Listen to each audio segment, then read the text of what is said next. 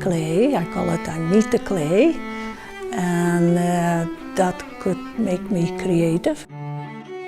To lose yourself in your art may be one of the greatest joys that an artist might experience. To look up after an hour or two of your craft and find that the time has slipped away as you found delight and peace may be to really be living in the moment and maybe doing the thing you were meant to do. For clay artist HendrikaBuffone, this is certainly the case. You have time. Art doesn't go in 2 minutes. Art takes a long time to express yourself. A lifetime.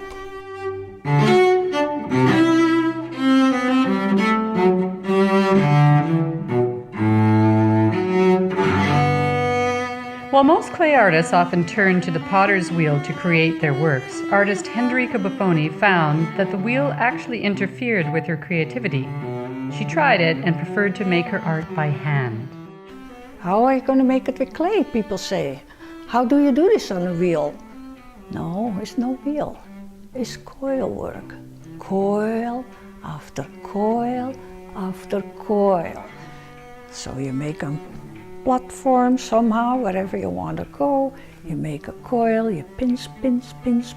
That is when the art comes in.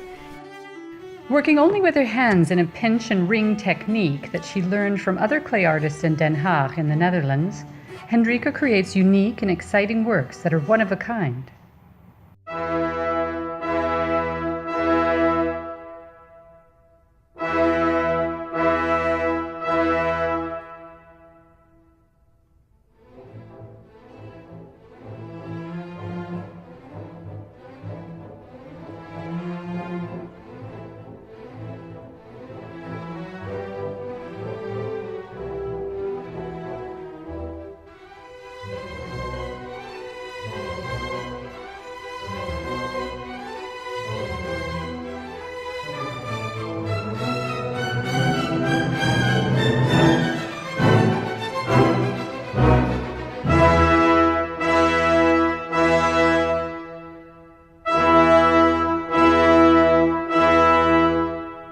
I started working with clay when I was about 20.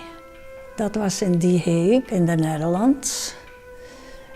And I met somebody, a potter, little French lady, potter, very artistic little lady to look at. And yeah, she introduced me to the clay, the techniques, glazing, firing, and I picked up. Hendrika certainly did pick up. She took the lessons of working with the clay and perfected them and then turned the techniques into her art workings. One of the most popular questions that an artist is asked, no matter what discipline they're working at or what medium they're working with, is, where do your ideas come from? When teaching others about her craft, Hendrika always shared the same advice with her students about the creative process. I used to tell the adults to relax.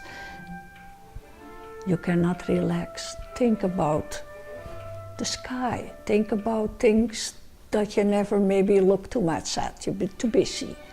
Think about that and it will come. You will come creative. Doesn't matter what you make. And then you build your feelings. And it doesn't matter what you want to build.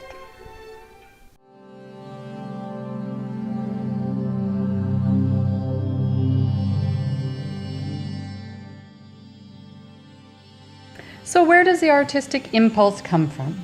Why does one artist write, another act, and another become a sculptor? Some artists work in several mediums, each feeding into and complementing the other, and some find that they are drawn only to work with one particular way, with one particular substance or method. Hendrika loved working with cloth, but her reasons for beginning to work with clay were very simple. The classes were free. That is what got her started. But what was it about the clay that made it a lifelong passion for her? As soon as I had a solid material, yeah, I liked that, the feeling of clay, that last after me. That's another urge that I have for some reason, whatever it is. My feelings go through my hands. My hands, I think, is the most feeling place that they have, but it is from here, from the emotion is here, I think, you know. and that comes out. Yeah, like a ballerina would do on her tippy toes. Yeah.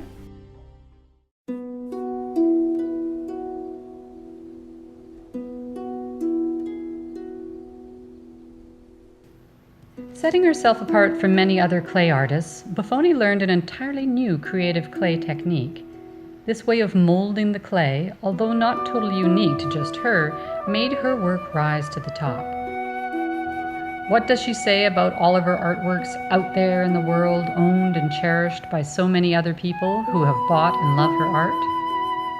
I like them all back until the little tiny ones. I used to make all sorts of sizes.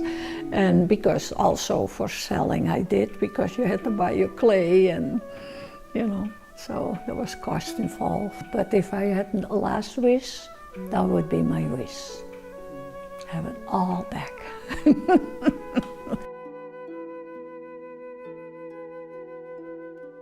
Finally, it is ultimately the permanence of the clay that has attracted HendrikaBuffone to a lifetime of work in clay and, ultimately, stone. It is important that it lasts because it will outlive me.